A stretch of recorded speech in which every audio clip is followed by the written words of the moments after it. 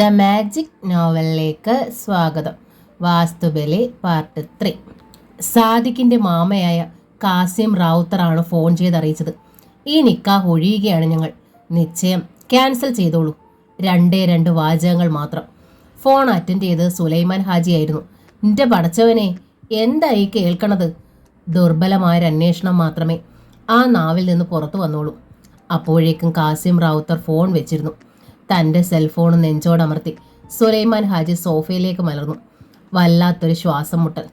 കാസിം റാവുത്തറുടെ ശബ്ദം വ്യക്തമായും തിരിച്ചറിഞ്ഞിരുന്നു. എന്നിട്ടും സംശയം. വല്ലവരും കളിപ്പിച്ചതാണോ? ഉടൻ അങ്ങോട്ട് വിളിച്ചു.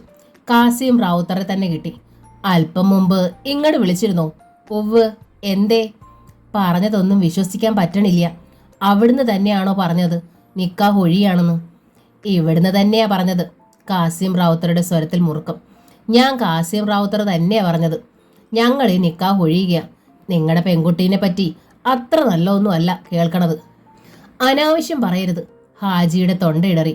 കോളേജിൽ പോകണുണ്ടെങ്കിലും ഒരു മനുഷ്യന്റെ മുഖത്ത് നോക്കാത്ത കുട്ടിയാ.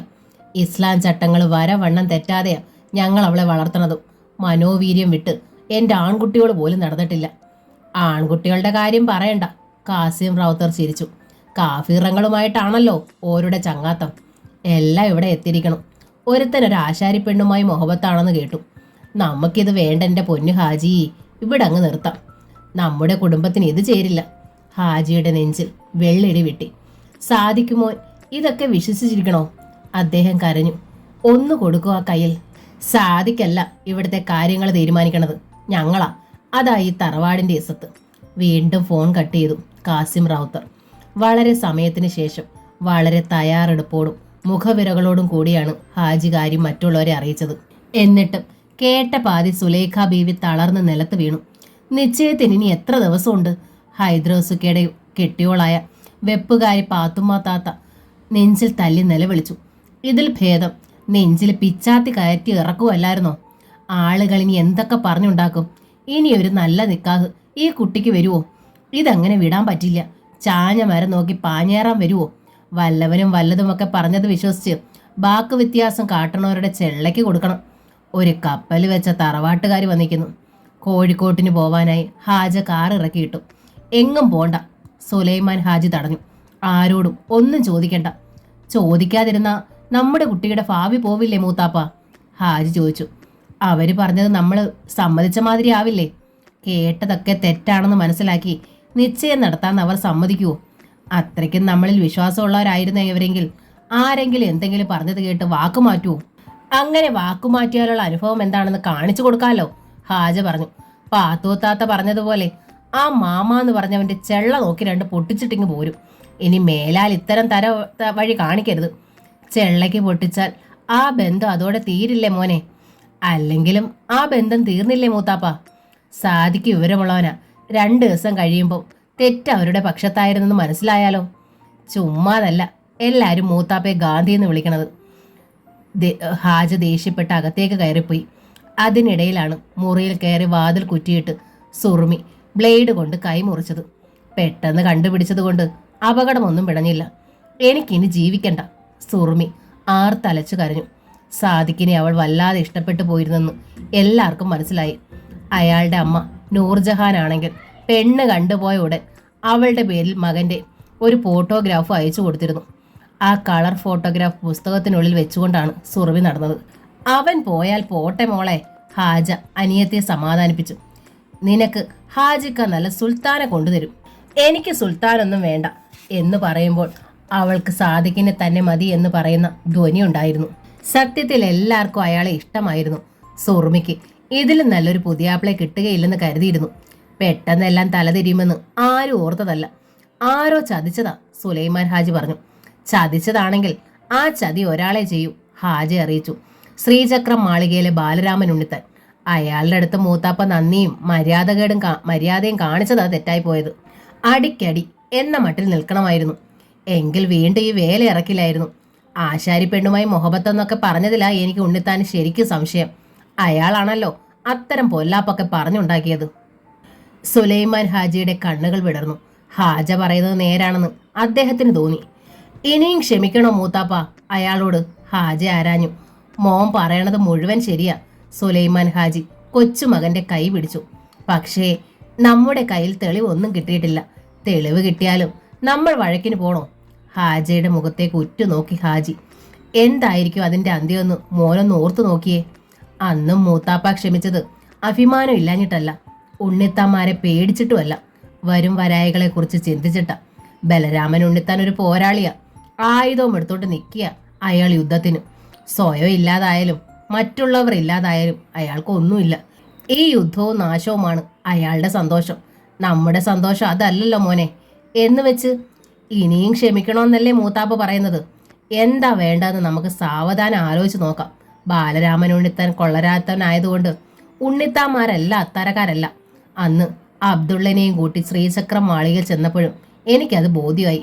നല്ല അസല് മര്യാദക്കാരും ആ കൂട്ടത്തിലുണ്ട്. മുള്ളിനെ മുള്ളുകൊണ്ടെടുക്കുന്നതിനെ കുറിച്ചാണ് ഞാൻ ആലോചിക്കുന്നത്. മോൻ സമാധാനമായിട്ടിരി, മൂത്താപ്പ ഒരു വഴി കണ്ടുപിടിക്കാം. രംഗം ഒന്ന് ശാന്തമായ ശേഷമാണ് പലചരക്ക് കടയിലേക്ക് സാധനങ്ങൾ എടുക്കാൻ പോയിരുന്ന അബ്ദുള്ള തിരിച്ചെത്തിയത്. വിവരമറിഞ്ഞപ്പോൾ അയാളും പ്രകോപിതനായി. അപ്പോൾ സുലൈമാൻ ഹാജി പറഞ്ഞു, കാര്യമുണ്ടായാലും ഇല്ലെങ്കിലും നീ ഒരു കാരണമായിട്ടുണ്ട് അബ്ദുള്ള. നീയും ആ ചെല്ലപ്പന്റെ പെണ്ണുമായി മുഹബത്തായ കാര്യം അവർ അറിഞ്ഞിരിക്കണു. മൂത്താപ്പ, അബ്ദുള്ള കണ്ണു മിഴിച്ചു. മൂത്താപ്പ അത് വിശ്വസിക്കുവോ? നീയല്ലേ എന്നെ അത് വിശ്വസിപ്പിച്ചത്. നിന്നോട് അവിടെ പോകരുതെന്ന് നിന്റെ ഉമ്മച്ചി വിലക്കിയത് ഓർമ്മയുണ്ടോ? എന്നിട്ട് പിന്നെ നീ അവിടെ പോയില്ലേ? അബ്ദുള്ളയുടെ മുഖം കുനിഞ്ഞു. അപ്പോ നിന്റെ ഉമ്മച്ചിയെക്കാളും വലുത് ആ പെണ്ണാണെന്ന് തെളിയിച്ചു, നേരല്ലേ? അബ്ദുള്ള മിണ്ടിയില്ല. ആ ബന്ധം തുടർന്ന എന്താ ഉണ്ടാവുമെന്ന് നീ ഇപ്പൊ പഠിച്ചല്ലോ. അനിയത്തിക്ക് പുയ്യാപ്പിളയെ കിട്ടൂല, ഇക്കായ്ക്ക് ബീഡരെ കിട്ടൂല. മുത്താപ്പ മയ്യത്തായ ചിലപ്പോ അടക്കം പള്ളിക്കാട്ടിലെ സ്ഥാനവും കിട്ടിയില്ലാന്ന് വരും. മതിയോ നിനക്ക്? കൈ കെട്ടി നിന്നിരുന്ന അബ്ദുള്ളയുടെ കണ്ണുകൾ നിറഞ്ഞു, ചുണ്ടുകൾ വിതുമ്പി. ഉടൻ ഹാജ വന്ന് അനിയന്റെ ചുമലിൽ കൈവച്ചു. സാരമില്ലടാ മോനെ, മൂത്താപ്പയുടെ സങ്കടം പറയുക. അത് കേൾക്കാൻ നമ്മളല്ലേ ഉള്ളൂ. ഇക്ക, വിങ്ങി പൊട്ടിക്കൊണ്ട് അബ്ദുള്ള ഹാജയുടെ ചുമലിലേക്ക് മുഖം ചേർത്തു. എല്ലാരും പറയും പോലെ എനിക്ക് ആ പെണ്ണിനോട് ഒന്നുമില്ല. ഉമ്മച്ചിയും മൂത്താപ്പയും കൂടി ചുമ്മാ പറഞ്ഞുണ്ടാക്കാൻ നോക്കുക. അപ്പ പറഞ്ഞാ ഉണ്ടാവുന്ന സാരം? സുലൈമാൻ ഹാജി ചോദിച്ചു. അങ്ങനെയൊരു ഭയം നിനക്കുണ്ടെന്ന് തോന്നുന്നു. അബ്ദുള്ള ദേഷ്യപ്പെട്ട് അകത്തേക്ക് കയറിപ്പോയി. അബ്ദുള്ള ആരെ സ്നേഹിക്കുന്നതിലും ഹാജിക്ക് വിരോധമില്ലായിരുന്നു. അത് അന്യമതത്തിൽപ്പെട്ട പെൺകുട്ടിയായാൽ തന്റെയും സുറുമിയുടെയും വിവാഹാലോചനകളെ ബാധിക്കുമല്ലോ എന്ന ശങ്കയേ ഉള്ളൂ. ഇപ്പോൾ തന്നെ സുറുമിയുടെ നിശ്ചയം മുടങ്ങിയതിന് പിന്നിൽ അബ്ദുള്ളയും ആ പെണ്ണിനെയും ചേർത്തുള്ള അപവാദങ്ങളും ഒരു കാരണമായിരിക്കുന്നു. സ്വന്തം നിക്കാഹിനെ കുറിച്ച് ഓർത്തപ്പോൾ ഹാജിയുടെ മുന്നിൽ ഷക്കീലയുടെ മുഖം തെളിഞ്ഞു. അത് പ്രേമമാണോ എന്ന് ഇപ്പോഴും ഹാജിക്ക് അറിയില്ല. പരസ്പരം ഇഷ്ടമാണ്. അക്കാര്യം പരസ്പരം അറിയുകയും ചെയ്യാം. കത്ത് എഴുതിയിട്ടില്ല, ഒരിടത്തും വിളിച്ചോണ്ട് പോയിട്ടില്ല. പരസ്പരം ഗ്രീറ്റിംഗ് കാർഡുകൾ അയച്ചിട്ടുണ്ട്. സ്വയം തുന്നിയൊരു ചിത്ര തൂവാല ഷക്കീല സമ്മാനിച്ചിട്ടുണ്ട്. അത്രയൊക്കെ മാത്രം. സ്വന്തം പ്രേമം ബാപ്പ അറിയുന്നത് അവൾക്ക് ഇഷ്ടമല്ല. വന്ന് ബാപ്പയുടെ അടുത്ത് നിക്കാഹ് ആലോചിക്കുക, നിക്കാഹ് കഴിച്ച് കൂട്ടിക്കൊണ്ടു പോവുക. അതായിരുന്നു ഷക്കീലയുടെ നിർദ്ദേശം. ഹാജയുടെ തീരുമാനം അതുതന്നെയായിരുന്നു. സുറുമിയുടെ നിക്കാഹ് കഴിഞ്ഞാലുടൻ മൂത്താപ്പ അവിടെ എത്തുമെന്നായിരുന്നു വാക്ക്. സുറുമിയുടെ നിക്കാഹ് ഒഴിഞ്ഞതിന്റെ പിറ്റേന്ന് തന്നെ ഹാജ ഷക്കീലെ അവൾ പഠിക്കുന്ന ഹോം സയൻസ് അക്കാഡമിയിൽ ചെന്ന് കണ്ടു. ഷക്കി മുമ്പത്തതിലും സുന്ദരിയായിരിക്കുന്നതായി ഹാജയ്ക്ക് തോന്നി. സൗന്ദര്യ ശുശ്രൂഷകളും വേഷഭൂഷങ്ങളും ഗ്രഹാലങ്കാരങ്ങളും ഒക്കെയാണല്ലോ അവളുടെ വിഷയവും. ഹാജ സുറുമിയുടെ നിക്കാഹ് മുടങ്ങിയ കാര്യം അറിയിച്ചു. ഷക്കീലയ്ക്ക് വേവലാതിയായി. ഒരേപോലെ കൊള്ളാവുന്ന 2 ആലോചനകളാ അവിടെ വന്നിരിക്കുന്നത്. ഏതെങ്കിലും ഉടനെ നടത്തണമെന്ന് ബാപ്പയ്ക്ക് വല്ലാത്ത നിർബന്ധം. ഈ കോഴ്സ് കഴിയാതെ പെണ്ണ് കാണാൻ പോലും വരരുതെന്ന് ഞാൻ വിലക്കിയിരിക്കുക. ഉടനെ സുറുമിയുടെ നിക്കാഹ് കഴിയുമല്ലോ എന്ന് സമാധാനമായിരുന്നു എനിക്ക്.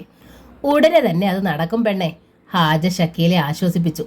സാദിക്കിനേക്കാൾ യോഗ്യനായ ഒരുത്തനെയാ ഞങ്ങൾ തേടണത്. ഇനി ദല്ലാളന്മാരെയൊന്നും ആശ്രയിക്കണില്ല. മാട്രിമോണിയൽ കോളത്തിൽ പരസ്യം കൊടുക്കാൻ പോവുക. നിക്കാഹ് കഴിഞ്ഞിട്ടേ പുതിയാപ്പിള എവിടുത്തുകാരനാണെന്ന് പോലും ഞങ്ങളുടെ നാട്ടുകാരറിയൂ. ഹാജ പറഞ്ഞത് ഗൗരവത്തിൽ തന്നെയായിരുന്നു. പരസ്യം കണ്ട് നിരവധി കത്തുകൾ വന്നു. ഇഷ്ടപ്പെട്ടവ തിരഞ്ഞെടുക്കാൻ സുറുമിയെയും വിളിച്ചു. അപ്പോഴാണ് അവളുടെ അറിയിപ്പ്, എനിക്കിപ്പോൾ നിക്കാഹ് വേണ്ട, പഠിത്തം കഴിയട്ടെ. ഒരു കീറങ്ങ് വെച്ച് തന്നാലുണ്ടല്ലോ. അബ്ദുള്ള അനിയത്തിയുടെ നേർക്ക് കൈയോങ്ങി. നിന്നെ വേണ്ടാത്തവനെ മതി നിനക്ക് അല്ലേ കോവർ കഴുതേ? എനിക്ക് ആരെയും വേണ്ടാഞ്ഞിട്ടാ. സുറുമി മുഖം തിരിച്ചു. ചില കത്തുകളോടൊപ്പം പയ്യന്മാരുടെ ഫോട്ടോഗ്രാഫ്സ് അയച്ചു കൊടുത്തിരുന്നു. അതിലൊന്ന് ചൂണ്ടിക്കാണിച്ച് പാത്തുമ്മ താത്ത സുറുമിയെ കയ്യാട്ടി വിളിച്ചു. നിന്റെ പൊന്നു മോളിത് കണ്ടോ? ശരിക്കും ആരംഭ പൂമാരൻ. അത് മതി കേട്ടോ നമ്മുടെ സുറുമി മോൾക്ക്. എനിക്ക് വേണ്ടൊരു പൂമാരനെ. രംഗത്ത് നിന്നും മറഞ്ഞു കളഞ്ഞു സുറുമി. ഓളുടെ ഇഷ്ടമൊന്നും ഇനി നോക്കണ്ട, സുലേഖ ബീവി ഹാജിയോട് പറഞ്ഞു. നിനക്കും അബ്ദുള്ളയ്ക്കും മൂത്താപ്പയ്ക്കും ബോധിച്ചത് വല്ലതും ഉണ്ടെങ്കിൽ മറുപടി കുറിച്ചോ മോനെ. എല്ലാവർക്കും ബോധിച്ചവ കുറച്ചേ ഉണ്ടായിരുന്നുള്ളൂ. അതിനൊക്കെ ഹാജ മറുപടി അയച്ചു. അപ്പോഴേക്കും തേങ്ങാവെട്ട് ആരംഭിച്ചിരുന്നു. അതോടെ ഹാജയ്ക്കും അബ്ദുള്ളയ്ക്കും തിരക്കായി. 3-4 പറമ്പുകളിൽ ഒരുമിച്ചാണ് തേങ്ങ ഇടുന്നത്. എല്ലായിടത്തും കണ്ണെത്തണം. ഇക്കുറി ബാലരാമൻ ഉണ്ണിത്താന്റെ പറമ്പുകളിൽ കയറണ്ട എന്ന് സുലൈമാൻ ഹാജി ചെറുമക്കൾക്ക് നിർദ്ദേശം നൽകി. അങ്ങനെ ഒരു തീരുമാനം എടുക്കും മുമ്പ് ഹാജി മറ്റു ഉണ്ണിത്താന്മാരുടെ അഭിപ്രായങ്ങൾ ആരായുകയും ചെയ്തു. ബാലരാമൻ ഉണ്ണിത്താനോടുള്ള വൈരം കൊണ്ടല്ല, കൂടുതൽ ഇടപഴകുമ്പോൾ ഇങ്ങോട്ടുള്ള വൈരം വർദ്ധിച്ചാലോ എന്ന് ഭയന്ന. മറ്റു ഉണ്ണിത്താന്മാർക്കൊന്നും അതിൽ വിരോധം ഉണ്ടായിരുന്നില്ല. സുലൈമാൻ ഹാജി എല്ലാവർക്കും സുസമ്മതനാണ്. നാളികേരം കൊണ്ടുപോയാൽ നിലവിലുള്ളതിൽ അങ്ങേയറ്റത്തെ വില നൽകും. ഇടപാടിൽ യാതൊരു കള്ളത്തരവുമില്ല. അഡ്വാൻസ് വേണ്ടപ്പോൾ അതിനും മടിയില്ല. എല്ലാറ്റിനും ഉപരി അന്തസ്സുറ്റ പെരുമാറ്റം. കച്ചവടക്കാരൻ എന്നതിലപ്പുറം പൊതുകാര്യ പ്രസക്തനുമാണ് സുലൈമാൻ ഹാജി. അത്തരം യാതൊരു പ്രത്യേകതകളില്ലാത്തവനും ദുർമാർഗിയും അഹങ്കാരിയും തരം കിട്ടിയാൽ കുലം കുത്തുന്നവനുമായ ബാലരാമനു വേണ്ടി ഹാജിയെ മുഷിപ്പിക്കാൻ ആർക്കും താല്പര്യമില്ലായിരുന്നു എന്നതാണ് സത്യം. തേങ്ങാ വെട്ടിനിടയിലാണ് അബ്ദുള്ള വീണ്ടും നിഫയെ കണ്ടത്. കയറ്റക്കാർക്കൊപ്പം തെങ്ങിൽ കയറിയതാണ് അയാൾ. തേങ്ങ വെട്ടിക്കൊണ്ട് തെങ്ങിന്റെ മണ്ടയിലിരിക്കുമ്പോഴാണ് തൊട്ടരികിൽ ഇടവഴിയിൽ നിഫ പ്രത്യക്ഷയായത്. നേരിയ തുടുത്ത് കയ്യിൽ വെള്ളിത്തട്ടവുമായി ക്ഷേത്രത്തിൽ നിന്ന് വരികയായിരുന്നെന്ന് തോന്നി. തേങ്ങ വെട്ടിക്കഴിഞ്ഞ ശേഷം അബ്ദുള്ള താഴെ ഇറങ്ങി. ഒന്നിങ്ങോട്ട് വരുവോ? നിഫ വിളിച്ചു. ഒന്നും അടിച്ചെങ്കിലും അബ്ദുള്ള വേലിക്കരികിലേക്ക് ചെന്നു. ക്ഷണിച്ചു വരുത്തിയിട്ട് അപമാനിച്ചിറക്കി വിടുകയായിരുന്നു അച്ഛൻ. വ്യസനത്തിൽ നിഫ പറഞ്ഞു. അതിന് മാപ്പ് ചോദിക്കാൻ വന്നതാ ഞാൻ. സാരയില്ല, അബ്ദുള്ള പുഞ്ചിരിച്ചു. തെറ്റെൻ്റേതാ, കുട്ടി പൊയ്ക്കോ. ഇല്ല, നിഫ വിതുമ്പി. ഒരു തെറ്റും ചെയ്തിട്ടില്ല എന്ന് എനിക്കറിയാം. ആ ഹരീന്ദ്രൻ നുണ പറഞ്ഞുണ്ടാക്കിയതാ. നാട്ടിൽ മുഴുവനായിരിക്കണം. ഇപ്പോൾ എൻ്റെ മനസ്സിലെങ്കിലും അത് നുണ അല്ലാതെ ആയിരിക്കണം. അബ്ദുള്ള ഞെട്ടലോടെ അവളെ നോക്കി. പെട്ടെന്ന് നിഫ തിരിഞ്ഞു നടന്നു. തെങ്ങ് കയറ്റക്കാരും തേങ്ങാ പെറുക്കുകാരും ചുമട്ടുകാരും ആ കാഴ്ച കാണുന്നുണ്ടായിരുന്നു. ഇപ്പോൾ എൻ്റെ മനസ്സിലെങ്കിലും അത് നുണയല്ലാതെ ആയിരിക്കണം. നിഫയുടെ വാചകം അബ്ദുള്ളയുടെ ഉള്ളിൽ കിടന്ന് തികട്ടി. ഹരീന്ദ്രൻ ഉണ്ണിത്താൻ പറഞ്ഞുണ്ടാക്കിയ നുണയാണ് നിഫയുടെ മനസ്സിൽ നുണയല്ലാതെ ആയത്. വല്ലാതെ വളച്ചു കെട്ടിയാണ് നിഫ കാര്യം പറഞ്ഞിരിക്കുന്നത്. അബ്ദുള്ളയ്ക്ക് പക്ഷേ പരിഭ്രമമാണ് ഉണ്ടായത്. രഹസ്യമായി കൊതിച്ച കാര്യമാണെങ്കിലും ഒരിക്കലും നടക്കില്ലെന്ന് അയാൾക്ക് അറിയാമായിരുന്നു. 2 വീട്ടുകാരും സമ്മതിക്കില്ല. ഒരിടത്ത് ഉമ്മച്ചി, മറുവശത്ത് ചെല്ലപ്പനാശൻ. 2 പേരെയും വേദനിപ്പിക്കാൻ വയ്യ. അച്ഛൻ എന്ന് വെച്ചാൽ നിഫയ്ക്കും പ്രാണനാണല്ലോ. പിന്നെന്തേ അവൾ ഇങ്ങനൊരു കാര്യം തൻ്റെ അടുത്ത് പറഞ്ഞത്? ഇപ്പോഴോ മോനെ? നിഫ വഴിയിൽ നിന്നും മാഞ്ഞതോടെ ചുമട്ടുകാരൻ ഹൈദ്രോസിക്ക് അരികിലെത്തി ശബ്ദം താഴ്ത്തി അബ്ദുള്ളയോട് തിരക്കി. ഇതിപ്പോൾ ഇവിടെ പലരും കണ്ടു. എല്ലാവർക്കും കണ്ണും നാവുമുണ്ട്. ഈ പറഞ്ഞ നേരം കൊണ്ട് ഇത് ഇരട്ടിയായി നാട്ടിൽ മുഴുവൻ പരക്കും. ഒടുവിൽ ഹൈദ്രോസിക്കയാണ് പറഞ്ഞുണ്ടാക്കിയതെന്നും പറഞ്ഞ് വഴക്കുണ്ടാക്കാൻ വരരുതെന്ന് മാത്രം. അബ്ദുള്ള അതിന് യാതൊരു മറുപടിയും പറഞ്ഞില്ല. അയലൊക്കെ സ്നേഹം വെച്ചോണ്ട് ലോഹ്യം പറഞ്ഞതാണെന്നൊന്നും പറഞ്ഞ ഇനി ഹൈദ്രോസ് വിശ്വസിക്കുകയില്ല കേട്ടോ. ആ പെണ്ണിന്റെ മോത്ത് എഴുതി വെച്ചിട്ടുണ്ട് തന്നോടുള്ള പിരിശം. പക്ഷെ ഒന്ന് പറയാൻ കേട്ടാ, ഇത് നല്ലതിനല്ല. തിന്നണ ചോറിന്റെ കൂറ് വെച്ചോണ്ട് ഹൈദ്രോസൊക്കെ പറയണതാ. കൊട്ടയിൽ തേങ്ങ നിറഞ്ഞപ്പോൾ ഒന്ന് പൊക്കിത്താ മോനെന്ന് ആവശ്യപ്പെട്ട് ഹൈദ്രോസ്. അബ്ദുള്ള പൊക്കിക്കൊടുത്തു. തേങ്ങാ ചുമടുമായി ഹൈദ്രോസ് പറമ്പിന്റെ കോണിലേക്ക് നടന്നു. ഹൈദ്രോസ് പ്രവചിച്ചതുപോലെ അബ്ദുള്ളയും ചെല്ലപ്പനാശാരിയുടെ മകളും തമ്മിൽ പ്രേമമാണെന്ന വാർത്ത ഒന്നുകൂടി നാട്ടിൽ കൊഴുത്തു. ഹരീന്ദ്രൻ ഉണ്ണിത്താനല്ലാതെ മറ്റു ചിലരുടെ നാവുകളിൽ നിന്നും ചെല്ലപ്പനാശാരി അത് കേട്ടു. സാക്ഷിയായി മരുമകൻ പ്രകാശനുമുണ്ടായിരുന്നു. അബ്ദുള്ളയല്ലാതെ മറ്റാരെങ്കിലും ആയിരുന്നു ആ വാർത്തയിലെ നായകനെങ്കിൽ ചെല്ലപ്പനാശാരി അപ്പോൾ തന്നെ വീതുളി എടുക്കാമായിരുന്നു. ഇപ്പോ വയ്യ. ഊട്ടിയ കൈകൊണ്ട് ഉദരക്രിയയും കൂടി പറ്റില്ല. മാത്രമല്ല, അങ്ങനെ ഒരു വാർത്ത വന്നതിൽ പിന്നെ തൻ്റെ പിടിപ്പുകേടും കാരണമായിട്ടുണ്ടെന്ന് ചെല്ലപ്പന് മനസ്സിലായി. അബ്ദുള്ളയും തൻ്റെ മകളെയും ഒരുപാട് താൻ കണ്ണടച്ച് വിശ്വസിച്ചു. അവരുടെ പ്രായമാവാം തെറ്റ് ചെയ്തത്. എന്നാലും തെറ്റ് തന്നെ. എത്രയും വേഗം അത് തിരുത്താൻ തന്നെ ചെല്ലപ്പൻ തീരുമാനിച്ചു. ആദ്യമായി ചെയ്തത് നിഫയുടെ പഠിപ്പ് നിർത്തുകയായിരുന്നു. എന്താ അച്ഛാ ഇത്? നിഫ കരഞ്ഞു. ആ കണ്ണീർ ചെല്ലപ്പനെ സ്പർശിച്ചു. എങ്കിലും തീരുമാനം കടുകിടെ മാറ്റിയില്ല. ഇനി പഠിക്കാൻ പോണ്ടാന്ന് മാത്രമല്ല, തനിച്ച് വീട്ടിൽ നിന്ന് പുറത്തിറങ്ങാനും പാടില്ല. അമ്പലത്തിൽ പോണെങ്കിൽ പോലും അമ്മയോ ഉണ്ണിയോ കൂട്ടണം. ഈ രണ്ട് തീരുമാനവും പ്രകാശിനെ വല്ലാതെ സന്തോഷിപ്പിച്ചു. കൂടുതൽ പഠിച്ചാൽ നിഫ തനിക്ക് ചേരാത്ത പെണ്ണായി മാറും.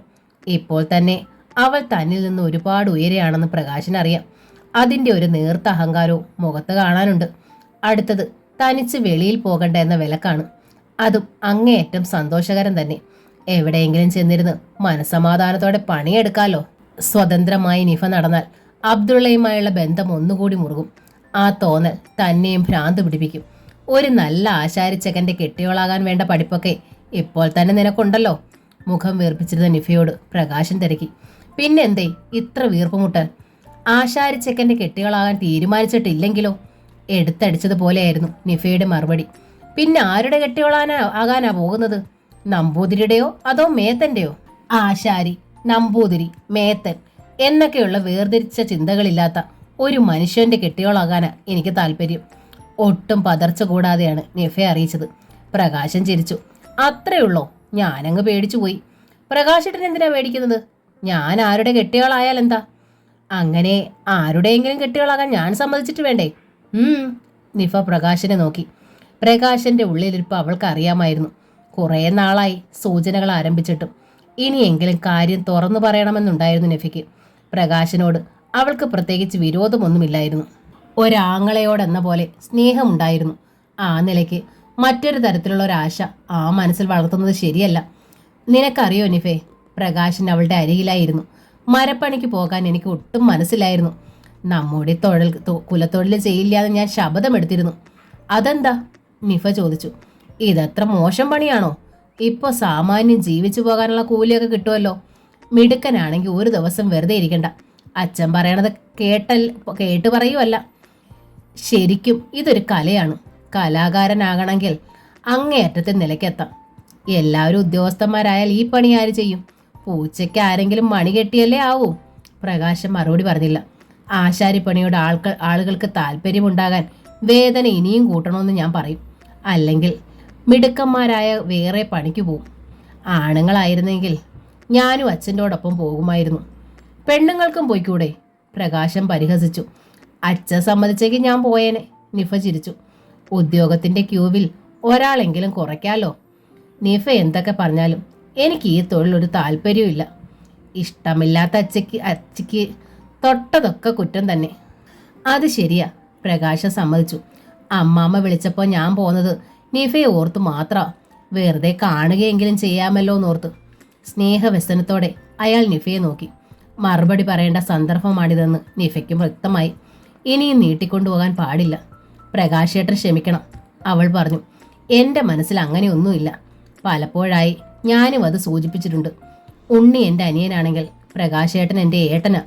എന്നോട് സ്നേഹമുണ്ടെങ്കിൽ മറ്റൊരു തരത്തിൽ എന്നെ ആശിക്കരുത്. പ്രകാശന്റെ മുഖം കറുത്തു, കണ്ണുകൾ ചുവന്നു. എനിക്കറിയാം നിന്റെ മനസ്സിൽ അവനാ. ഇരുന്നിടത്ത് നിന്ന് പ്രകാശൻ ചാടി എഴുന്നേറ്റു. എനിക്ക് വിരോധമൊന്നുമില്ല. പക്ഷേ നീ അവനെ കൊലയ്ക്ക് കൊടുക്കും. നിന്റെ അച്ഛനെ ജയിലിലും കയറ്റും. നിന്റെ അച്ഛൻ നിന്നെ ഒരുപാട് ലാളിച്ചാ വളർത്തണത്. അതിന് നീ അങ്ങനെ തന്നെ കൊടുക്കണം. നിഫയുടെ മുഖം വിളറിപ്പോയി. ചുണ്ടൊന്ന് വെതുമ്പി. എന്തിനാ പ്രകാശേട്ടാ ആവശ്യമില്ലാത്തതൊക്കെ പറയണത്? പറഞ്ഞ ഓരോന്നൊക്കെ ഉണ്ടാക്കണത്. പറഞ്ഞാ ഉണ്ടാവുമോ? ചിലപ്പോൾ ഉണ്ടാകും. പറഞ്ഞ് ആളുകളോട് സ്നേഹം ഉണ്ടാക്കാം, ദേഷ്യം ഉണ്ടാക്കാം. ഉള്ളത് പറയാലോ. അയാളെ കാണുമ്പോൾ ഇപ്പോൾ എൻ്റെ നെഞ്ച് തുടിക്കാൻ തുടങ്ങിയിരിക്കണു. പറഞ്ഞുണ്ടാക്കിയത് അത്. പറയാതിരുന്നാലോ? അതാ എല്ലാവർക്കും നല്ലത്. എങ്ങനെയായാലും എൻ്റെ അച്ഛൻ തീരുമാനിക്കുന്ന ആളെ എൻ്റെ കഴുത്തിൽ താലി കെട്ടു. മനസ്സിൽ എന്തായാലും. പ്രകാശൻ്റെ മുഖം വിടർന്നു. ഉറപ്പാ തന്നെയാ. നിഫയുടെ മുഖം മുറുകി. എൻ്റെ അച്ഛനേക്കാളും വലുതായി ഈ ഭൂമിയിൽ എനിക്ക് മറ്റാരുമില്ല. ആ സംസാരം തൊട്ടപ്പുറത്തെ മുറിയുടെ ജനാലയ്ക്കൽ നിന്ന് അമ്മിണിക്കുട്ടിയും കേൾക്കുന്നുണ്ടായിരുന്നു. അവർക്ക് സമാധാനം തോന്നി. പെണ്ണ് അവളുടെ ഇഷ്ടപ്പടി അബ്ദുള്ളയോടൊപ്പം പോയിക്കളയുമെന്നായിരുന്നു അവരുടെ ഭയം. നിഫയെ പ്രകാശം കൊണ്ടുപോകുന്നതിന് പോലും അമ്മിണിക്ക് വിരോധമില്ലായിരുന്നു. തൻ്റെ മകൾ ധിക്കരിക്കരുത് മാത്രമേ അവർ ആഗ്രഹിച്ചുള്ളൂ. മകളൊരു തെറ്റ് ചെയ്താൽ ചെല്ലപ്പം മാപ്പ് കൊടുക്കില്ലെന്ന് അവർക്കറിയാം. അവളെ ശിക്ഷിക്കണമെന്നില്ല, സ്വയം മരിച്ചു കളയും. അങ്ങനെ എങ്ങാൻ സംഭവിച്ചാൽ ആ ശാപത്തിൽ നിന്ന് അവൾക്ക് എന്നെങ്കിലും മുക്തി ഉണ്ടാവുമോ? അങ്ങനെയെങ്കിൽ ഈ വിവരം ഞാൻ അമ്മാമ്മയെടുത്ത് പറയാൻ പോവുക, പ്രകാശൻ നിഫയെ അറിയിച്ചു. അമ്മാമ്മയുടെ മനസ്സൊന്ന് കുളിർത്തോട്ടെ. പാവം, നീ അബ്ദുള്ളയോടൊപ്പം പോകുമെന്ന് ഭയന്ന് ഭ്രാന്തെടുത്ത് നടക്കിയ. നിന്റെ പഠിപ്പ് നിർത്തിയതും കല്യാണം ആലോചിക്കുന്നതും ഒക്കെ ആ പേടിയില്ല. കല്യാണം ആലോചിക്കുന്നോ?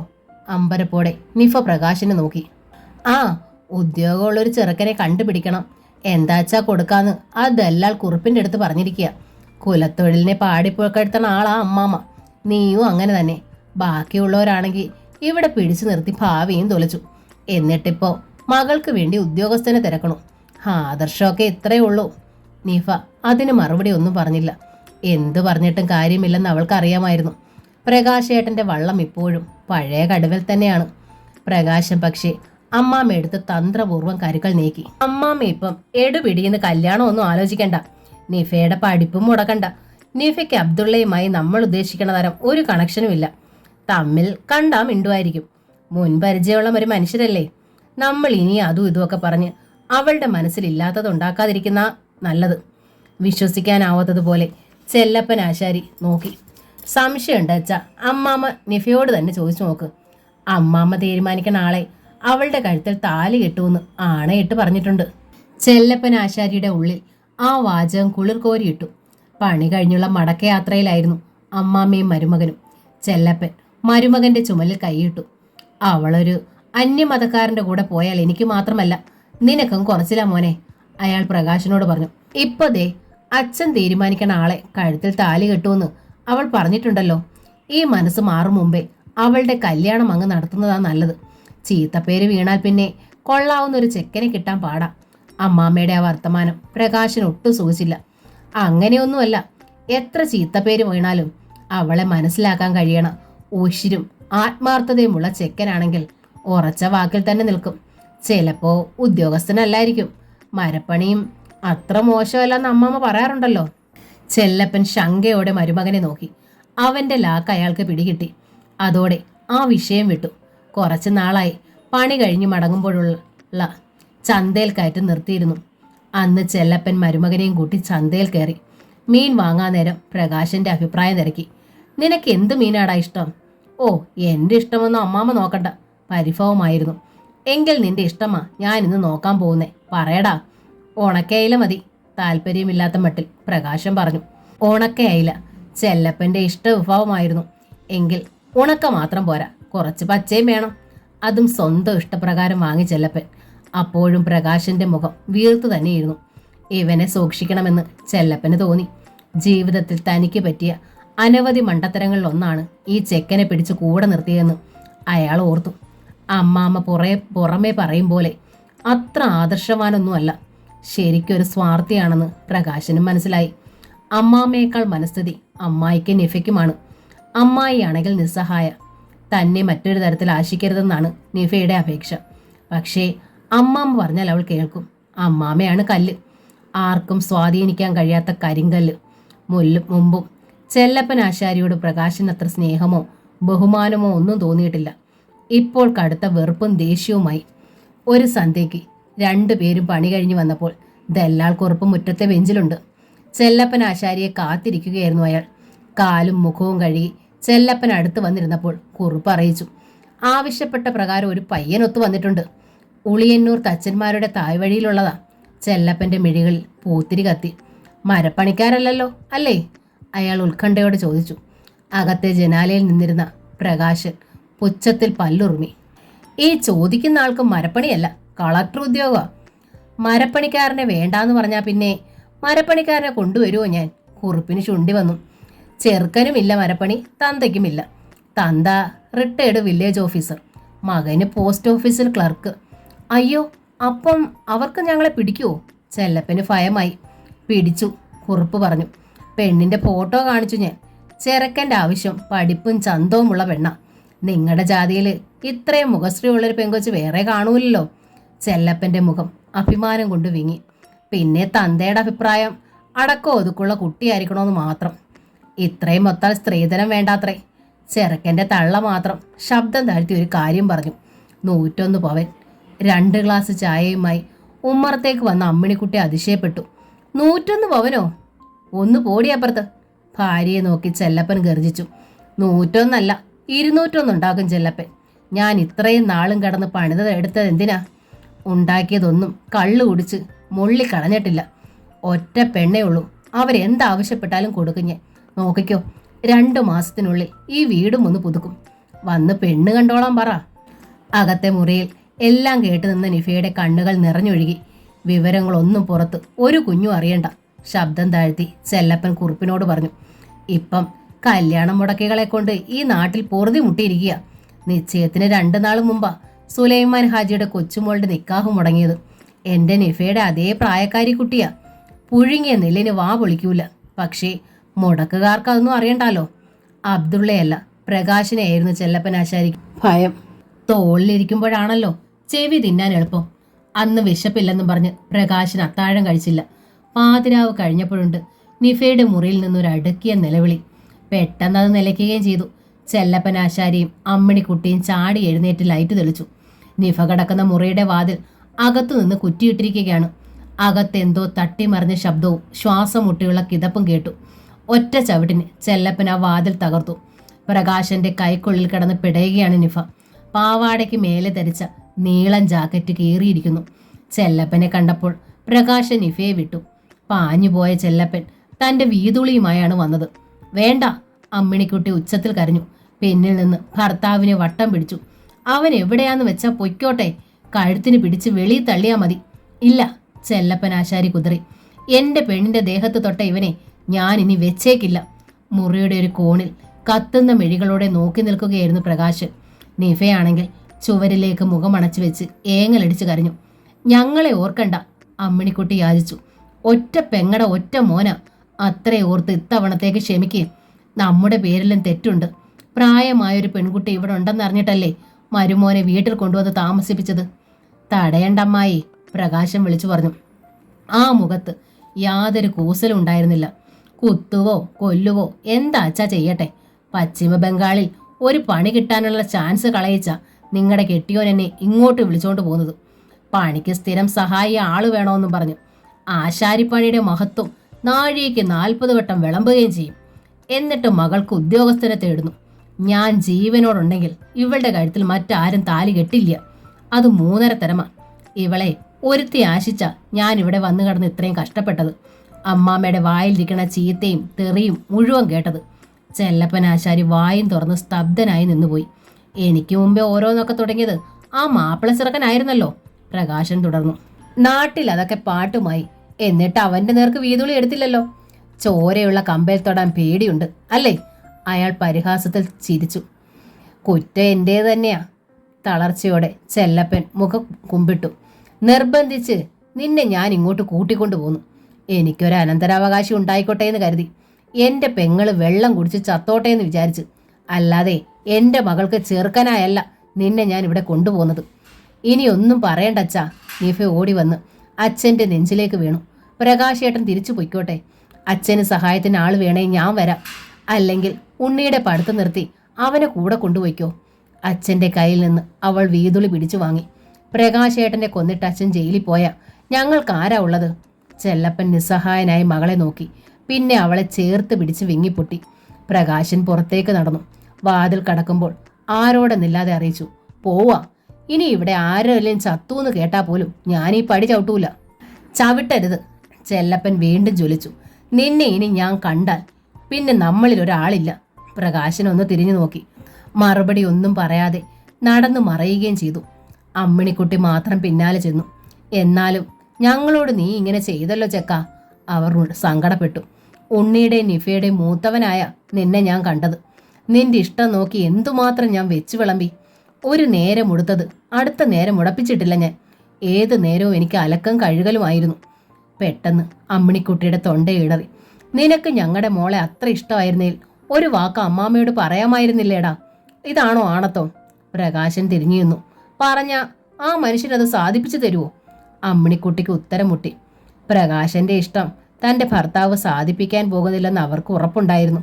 എങ്കിൽ പിന്നെ പ്രകാശൻ ഇവിടെ നിൽക്കെ അദ്ദേഹം മകൾക്ക് വേറെ പയ്യനെ അന്വേഷിക്കുമോ? എനിക്കറിയാം, സാധിപ്പിക്കില്ല, പ്രകാശൻ പറഞ്ഞു. ഞാൻ ഇവിടെ നോക്കി നിൽക്കെ അമ്മാമ്മ മറ്റേതെങ്കിലും ഒരുത്തൻ്റെ ഒപ്പം അവളെ അയക്കും. സ്വാർത്ഥനാ മനുഷ്യൻ. ആദർശം പ്രസംഗിക്കുകയുള്ളൂ. വലിയ കൊമ്പിലേക്കാ എപ്പോഴും നോട്ടം. അമ്മായിക്കാണെങ്കിൽ അമ്മാമ്മയെ പറഞ്ഞ് സ്വാധീനിപ്പിക്കാനുള്ള കഴിവുമില്ല. വേണ്ട, കഴിഞ്ഞത് കഴിഞ്ഞു. ഞാൻ പോവാ. നിഫയെ ചീത്തയാക്കാനൊന്നുമല്ല ഞാൻ ശ്രമിച്ചത്, അവളെ എൻ്റേതാക്കാൻ വേണ്ടി. അമ്മായി ക്ഷമിക്കണം. തൻ്റെ മുറി തുറന്ന് അയാൾ പെട്ടിയും ബാഗുകളും എടുത്തു. എല്ലാം ഒരുക്കി വെച്ചിരിക്കുകയായിരുന്നു പ്രകാശൻ. ഈ ഒരു രാത്രി കൊണ്ട് ചിലപ്പോൾ ഈ വീട് വിട്ടു പോകേണ്ടി വരുമെന്ന് അയാൾക്കറിയാമായിരുന്നു. അമ്മ ചിലപ്പോൾ അന്വേഷിച്ചു വരും. പെട്ടിയും ബാഗും എടുത്ത് ഒതുക്കുകൾ ഇറങ്ങുമ്പോൾ പ്രകാശൻ തിരിഞ്ഞ് അമ്മിണിക്കുട്ടിയോട് പറഞ്ഞു, വീട്ടിലും എനിക്ക് സ്ഥാനമില്ലാതാവരുതെങ്കിൽ നടന്നതൊന്നും അമ്മ അറിയരുത്. ഇരുട്ടിലൂടെ ഒരു വിളറിയ നിഴലായി പ്രകാശൻ നടന്നകന്നു. വലിയൊരു തലവേദന ഒഴിഞ്ഞു. പിന്നിൽ നിന്ന് ചെല്ലപ്പൻ ദീർഘനിശ്വാസം അയച്ചു. അങ്ങനെ പറഞ്ഞെങ്കിലും പ്രകാശം പോയതിൽ അയാൾക്ക് നല്ല വിഷമമുണ്ടായിരുന്നു. തൊട്ടതിനൊക്കെ ചീത്ത പറഞ്ഞാലും മരുമകൻ നന്നായി വരണമെന്ന് ചെല്ലപ്പൻ ആഗ്രഹിച്ചിരുന്നു. തന്നെ പോലെ മിടുക്കനായൊരു തച്ചനായി അവൻ പേരെടുക്കുന്നതും അയാൾ സങ്കല്പിച്ചിരുന്നു. പിറ്റേന്ന് ചെല്ലപ്പൻ പണിക്ക് പോയില്ല. താടിക്ക് കയ്യും കൊടുത്ത് തിണ്ണയിൽ ആലോചനയോടെ ഇരുന്നു. കട്ടൻ ചായയുമായി അമ്മിണിക്കുട്ടി അരികിലെത്തി. എന്താ, മരുമോനെ തിരികെ വിളിച്ചോണ്ട് വരണതിനെ കുറിച്ചാണോ ആലോചിക്കുന്നത്? ചെല്ലപ്പന്റെ മുഖം കടുത്തു. തിരികെ വിളിച്ചോണ്ട് വരലല്ല, അവന്റെ നിഴൽ ഇനി ചെല്ലപ്പന്റെ കൺമുന്നിൽ വീഴില്ല. എന്നാലും ഉള്ളിൽ നീറ്റലുണ്ട്. പെങ്ങടെ മോനായല്ല ഞാൻ അവനെ കണ്ടത്. നിഫയുടെ കല്യാണം കഴിഞ്ഞാലുടൻ അവനൊരു പെണ്ണിനെ കണ്ടുപിടിക്കാനും നിശ്ചയിച്ചിരുന്നു ഞാൻ. എന്നിട്ട് ഉണ്ണി പ്രായപൂർത്തിയാകും വരെയെങ്കിലും അവനെയും പെണ്ണിനെ ഇവിടെ പാർപ്പിക്കണമെന്നായിരുന്നു എൻ്റെ ആഗ്രഹം. എല്ലാം പൊലിഞ്ഞു. മറ്റെന്തും പൊറുക്കും. ഇവൻ ഈ ചെയ്തതിന് മാപ്പില്ല. ഭർത്താവിൻ്റെ മനസ്സ് അമ്മിണിക്കുട്ടിക്ക് മനസ്സിലാവുന്നുണ്ടായിരുന്നു. ദേഷ്യക്കാരനാണെങ്കിലും ശുദ്ധനും നല്ലവനുമാണ്. പക്ഷേ മകളുടെ കാര്യത്തിൽ മാത്രം ആളല്പം സ്വാർത്ഥനാണ്. ലോകത്തിലെ ഏറ്റവും സൽസ്വഭാവിയായ ചെറുപ്പക്കാരനായിരിക്കണം തൻ്റെ മകളെ വേൾക്കേണ്ടതെന്ന് ചെല്ലപ്പൻ ആഗ്രഹിക്കുന്നു. അവൻ രാജകുമാരനെ പോലെ കേമനും ശ്രേഷ്ഠനും സമ്പന്നമാനാകണമെന്നും കൊതിക്കുന്നു. നടക്കുമോ എന്നത് വേറെ കാര്യം. എന്നാലും നിസ്സാരന്മാരെ ഒന്നും മൂപ്പർക്ക് പിടിക്കില്ല. ആശാരിപ്പണി ആദരിക്കുന്നുണ്ടെങ്കിലും മകൾക്കൊരു ഉദ്യോഗസ്ഥൻ വേണമെന്നത് നിർബന്ധം. അതിനായാണ് ഒരു ദിവസം വിശ്രമമെടുക്കാതെ കഷ്ടപ്പെടുന്നത്. കുളിച്ച് ക്ഷേത്രത്തിൽ പോയി വന്ന ശേഷമേ ചെല്ലപ്പൻ പണിക്ക് പോകാറുള്ളൂ. അന്ന് പണിക്ക് പോയില്ലെന്നു മാത്രമല്ല, കുളിയോ ക്ഷേത്ര ദർശനമോ പോലും ഉണ്ടായില്ല. പണിക്ക് പോകുന്നില്ലേ വേണ്ട. നിഫ വന്ന് അച്ഛനോട് പറഞ്ഞു, കുളിക്കെങ്കിലും ചെയ്തൂടെ? എന്തിനാ ആ നല്ല പതിവും തെറ്റിക്കണത്? ചെല്ലപ്പൻ തിരിഞ്ഞു മകളെ നോക്കി. ഉള്ളിൽ അവളെക്കുറിച്ച് അഭിമാനം ഉണ്ടായിരുന്നു. തൻ്റെ മകളെ അങ്ങനെ ഒരുത്തിനും കേടുവരുത്താനാവില്ല. ഒരു പെൺകുട്ടിക്ക് അത്യാവശ്യം വേണ്ട തൻ്റെ ഇടമൊക്കെ അവൾക്കുമുണ്ട്. നിനക്ക് പഠിത്തം തുടരണമെന്നുണ്ടോ മോളെ? ചെല്ലപ്പൻ അലിവോടെ നിഫയോട് ചോദിച്ചു.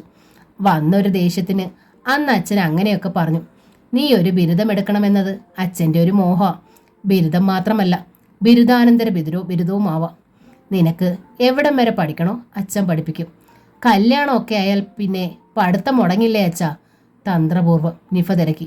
ചെല്ലപ്പനൊന്ന് പതറി. കല്യാണം ആലോചിച്ചു എന്ന് വെച്ച് പെണ്ണ് കാണാൻ പോലും ആരും വന്നില്ലല്ലോ. വന്നാൽ തന്നെ എനിക്ക് മനസ്സിൽ പിടിക്കണം. എനിക്ക് മാത്രമല്ല, നിനക്കും പിടിച്ചവനെ കൊണ്ടേ ഞാൻ നിന്നെ കെട്ടിക്കൂ. എനിക്ക് അംഗീകരിക്കാൻ പറ്റാത്തൊരു ബന്ധത്തിൽ എൻ്റെ മകളെ ചെന്ന് ചാടരുതെന്നേ ഉള്ളൂ അച്ഛന്. അങ്ങനെയൊന്നും അച്ഛൻ്റെ മോള് ചാടില്ല അച്ഛാ. നിഫയുടെ തൊണ്ടയിടറി. ചെല്ലപ്പൻ്റെ മിഴികളിൽ സന്തോഷാശ്രുക്കൾ പൊടിഞ്ഞു. എങ്കിൽ എൻ്റെ മോൾ പഠിക്കാൻ പോയിക്കോ. നിന്നെ ഈ അച്ഛന് വിശ്വാസമാണ്. ഈ വാക്ക് തെറ്റിച്ചാ പിന്നെ അച്ഛൻ ഈ ഭൂമുഖത്തുണ്ടാവില്ലെന്നേ ഉള്ളൂ. ഇങ്ങനൊരു മനസ്സുറപ്പില്ലാത്ത മനുഷ്യൻ. അമ്മിണിക്കുട്ടി കളിയാക്കി. ആരോ എന്തോ പറഞ്ഞത് കേട്ടപ്പോൾ പെണ്ണിൻ്റെ പഠിപ്പ് നിർത്തി. ഇപ്പോതേ വീണ്ടും പഠിക്കാൻ വിടുക. ഇനിയും വല്ലതുമൊക്കെ കേട്ടാലോ? കാര്യമൊന്നും വേണ്ടല്ലോ, തൊഴിലില്ലാത്തവർക്ക് വല്ലതുമൊക്കെ പറഞ്ഞു നടക്കാൻ. ഇനിയും വല്ലതുമൊക്കെ പറഞ്ഞുണ്ടാക്കിയാൽ ആ പറയണവൻ്റെ അന്ത്യമാ. ഇരുന്നിടത്തു നിന്ന് എഴുന്നേറ്റു ചെല്ലപ്പൻ. അതിനൊന്നും പോണ്ട, അമ്മിണിക്കുട്ടി ഉപദേശിച്ചു. ആ കുറിപ്പ് കൊണ്ടുവന്ന ആലോചന നല്ലതാണെങ്കിൽ അതങ്ങ് നടത്തന്നേ. പെണ്ണിൻ്റെ പഠിപ്പ് പൂർത്തിയാക്കാൻ സമ്മതിക്കുകയാണെച്ചാ എനിക്കതിലൊരു വിരോധവും ഇല്ല, ചെല്ലപ്പൻ പറഞ്ഞു. നിഫ ഒരഭിപ്രായവും പറഞ്ഞില്ല. താൻ മനസ്സാ ആഗ്രഹിച്ച പുരുഷനെ ഒരിക്കലും സ്വന്തമായി കിട്ടില്ലെന്ന് അവൾക്കറിയാമായിരുന്നു. ഒരുപക്ഷെ അതിന് ഏറ്റവും അധികം എതിര് പറയുക ആ വ്യക്തി തന്നെയാവും. എങ്കിൽ പിന്നെ അച്ഛൻ നിശ്ചയിക്കുന്ന ഏതും പുരുഷന് മുന്നിലും താല ചാർത്താൻ തല കുനിച്ചു കൊടുക്കുക തന്നെ. അച്ഛനെങ്കിലും സന്തോഷമാവുമല്ലോ. അന്ന് തന്നെ നിഫ കോളേജിൽ പോയി തുടങ്ങി. പിറ്റേന്ന് മുതൽ ചെല്ലപ്പൻ പണിക്ക് പോകാനും ആരംഭിച്ചു. പ്രകാശന് പകരം പുതിയ 2 സഹായികളെ വെച്ചു. പ്രകാശനേക്കാൾ മിടുക്കന്മാരായിരുന്നു അവർ. ചെല്ലപ്പനാശാരി വീണ്ടും പഴയ ചെല്ലപ്പനാശാരിയായി മാറി. കോളേജിൽ പോകും വഴി നിഫ പലവട്ട അകലെയായി അബ്ദുള്ളയെ കണ്ടു. തന്നെ കാണുമ്പോൾ അയാൾ ശ്രദ്ധിക്കുന്നതും അടുത്തേക്ക് വരാനെന്നോണം വെമ്പുന്നതും അവൾക്ക് മനസ്സിലായി. അപ്പോഴെല്ലാം മുഖം തിരിച്ച് അവൾ തിടുക്കത്തിൽ നടന്നകലും. വേണ്ട, എനിക്കെൻ്റെ അച്ഛനാണ് വലുത്, മനസ്സിൽ അവൾ ആവർത്തിച്ചുരുവിടും. അങ്ങനെയിരിക്കെ ഓർക്കാപ്പുറത്തൊരു ഞായറാഴ്ച കുറുപ്പ് പറഞ്ഞ പയ്യൻ നിഫയെ കാണാനെത്തി. കൂടെ ഒരു സ്നേഹിതനും ദല്ലാൽ കുറുപ്പും മാത്രം. ഇതത്ര ശരിയായില്ല. ചെല്ലപ്പൻ രഹസ്യമായി കുറുപ്പിനോട് പറഞ്ഞു. ഓർക്കാപ്പുറത്തെങ്ങനെ വിളിച്ചോണ്ട് വന്നത്? ഞങ്ങൾ ഇവിടെ ഒന്നും ഒരുക്കിയിട്ടില്ല. ഒന്നും ഒരുക്കണ്ട, കുറുപ്പ് ചിരിച്ചു. പെണ്ണിവിടെ ഉണ്ടല്ലോ, അത് മതി പയ്യന്. പയ്യന്റെ തന്നെ തീരുമാനമാ ഈ ഓർക്കാപ്പുറത്തുള്ള വരവ്. ഇങ്ങനെ വന്നാലല്ലേ നിങ്ങളുടെയും പെണ്ണിന്റെ അസല് മനസ്സിലാവൂ. അത്ര തൃപ്തി വന്നില്ലേലും ചെല്ലപ്പൻ തലകുലുക്കി. പയ്യനാള് വേന്ദ്രനാണെന്ന് മനസ്സിൽ കുറിക്കുകയും ചെയ്തു. പെണ്ണ് കാണും മുമ്പ് എനിക്കൊരു നിബന്ധന പറയാനുണ്ട്, ചെല്ലപ്പൻ പയ്യനോട് പറഞ്ഞു. പെട്ടെന്ന് ഈ കല്യാണം നടക്കുവാണെങ്കിലും മോളുടെ പഠിത്തം മുടക്കാൻ പാടില്ല. സമ്മതിച്ചു, ഒട്ടും ആലോചിക്കാതെ തന്നെ പയ്യൻ അറിയിച്ചു. പഠിപ്പുള്ള പെണ്ണിനെ തന്നെയാ എനിക്ക് വേണ്ടത്. ചെല്ലപ്പന്റെ മുഖത്ത് പൂത്തിരി കത്തി. സന്തോഷാധിക്യത്താൽ അയാൾ ജനാലയിലേക്ക് എത്തി നോക്കി. അവിടെ അമ്മിണിക്കുട്ടിയും തൊട്ടു പിന്നിലായി നിഫയും നിന്നിരുന്നു. മുകുന്ദൻ എന്നായിരുന്നു കാണാൻ വന്ന ചെറുക്കന്റെ പേര്. ഇന്നത്തെ പിള്ളേർക്ക് വേണ്ട അത്യാവശ്യം പരിഷ്കാരങ്ങളുണ്ട്, കാഴ്ചയ്ക്കും യോഗ്യൻ. ഇത് വിടാൻ പാടില്ലെന്ന് ചെല്ലപ്പൻ മനസ്സാ പ്രതിജ്ഞയെടുത്തു. 4 കപ്പ് വെറും ചായയുമാണ് ആയാണ് അമ്മിണിക്കുട്ടി ഉമ്മറത്തേക്ക് വന്നത്. കടിക്കാൻ ബേക്കറി പലഹാരങ്ങളൊന്നും വാങ്ങി വെച്ചിട്ടില്ല കേട്ടോ, നിഷ്കളങ്കമായി അവർ അറിയിച്ചു. തിന്നാൻ വിളമ്പാൻ ആകെയുള്ളത് കാച്ചിൽ പുഴുക്ക. ഞങ്ങൾ വെറും നാട്ടുംപുറത്തുകാരാണെന്നറിയാലോ. പോരട്ടെ കാച്ചിൽ പുഴുക്ക്, പുഞ്ചിരിയോടെ മുകുന്ദൻ കൽപ്പിച്ചു. ഞങ്ങളും തനി നാട്ടുംപുറത്തുകാരാ. പുടവയും കറുത്ത കര നേരിയതും ചുറ്റിയാണ് നിഫ വന്നു നിന്നത്. ആദ്യത്തെ കാണലായിട്ടും യാതൊരു അലങ്കാരങ്ങളും ഇല്ലായിരുന്നു. എന്നിട്ടും മടങ്ങാൻ നേരം മുകുന്ദന്റെ സ്നേഹിതൻ ചെല്ലപ്പനെ അറിയിച്ചു. മുകുന്ദന് കുട്ടി ഇഷ്ടമായി. നിങ്ങൾക്ക് അവനെ ഇഷ്ടമായിച്ച ബാക്കിയുള്ളവർ കൂടി വന്ന് പെണ്ണ് കാണും. അത് കഴിഞ്ഞ് നിങ്ങൾ വന്ന് ചെക്കൻ വീട് കാണുക. ചെല്ലപ്പൻ ആശാരിയുടെ മനസ്സ് നിറഞ്ഞു. എങ്കിൽ ബാക്കിയുള്ളവരോട് കൂടി വന്ന് പെണ്ണ് കാണാൻ പറ, അയാൾ ആവശ്യപ്പെട്ടു. നിഫ മാത്രം ആരും കാണാതെ വിമ്മി വിമ്മി കരഞ്ഞു. മുകുന്ദൻ എന്ന ചെറുപ്പക്കാരന് എന്തെങ്കിലും കുറ്റോ കുറവോ ഉണ്ടായിട്ടല്ല. മനസ്സിനകത്ത് വിങ്ങുന്നത് മറ്റൊരാളെക്കുറിച്ചുള്ള ഓർമ്മകളാണ്. ഉമ്മറത്ത് അബ്ദുള്ള തൂക്കിയിട്ടിട്ട് പോയ കിളിക്കൂടിന് മുന്നിൽ ചെന്നു നിന്നു അവൾ. വളയത്തിൽ മെല്ലെ ആടുകയും മെഴികൾ ചലിപ്പിക്കുകയും ചെയ്യുന്ന കിളിയെ നോക്കി നിന്നപ്പോൾ നിഫയുടെ കണ്ണുകൾ തുളുമ്പി.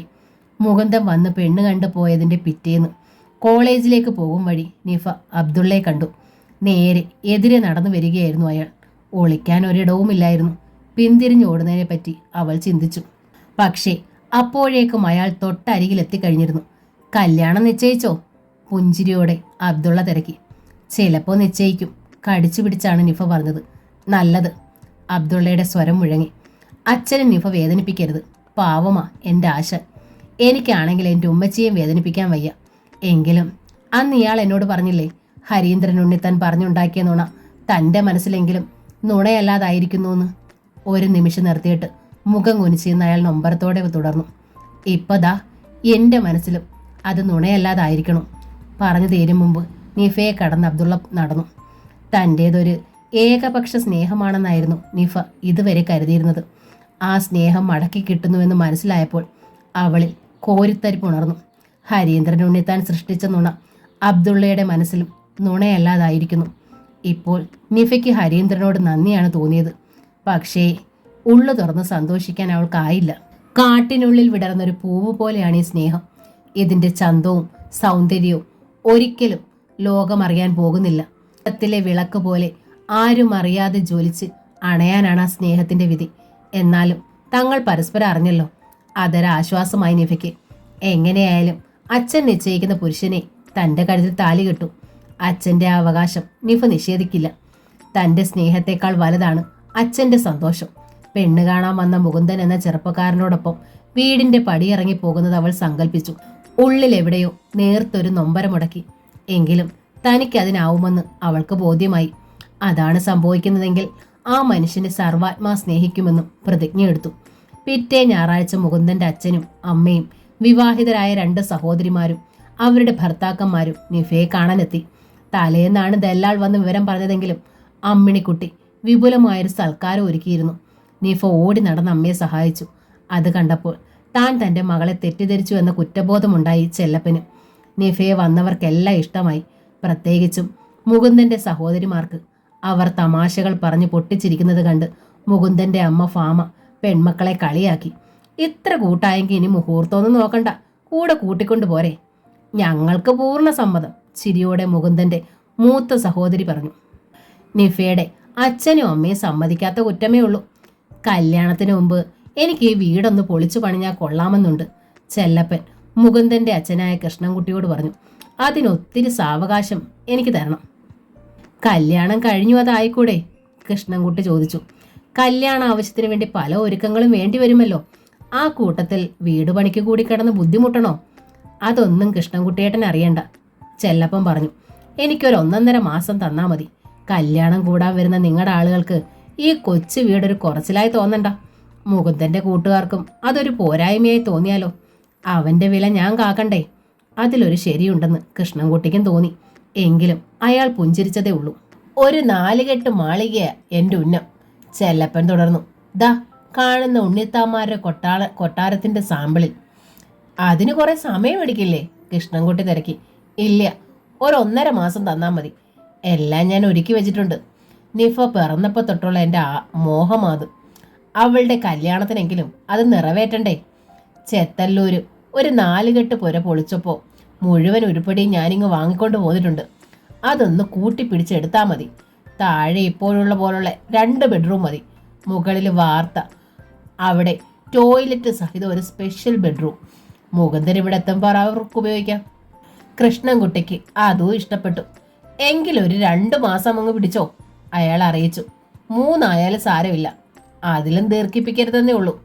പെണ്ണിനെ പിടിച്ചു പോയത് കൊണ്ട് കല്യാണം എത്രയും പെട്ടെന്ന് നടത്തണമെന്ന് എൻ്റെ മകനാണ് നിർബന്ധം. ദീർഘിപ്പിച്ചാൽ പെണ്ണിനെ വേറെ വല്ലവരും റാഞ്ചിക്കൊണ്ടു പോകുമെന്നാവും അവൻ്റെ പേടി.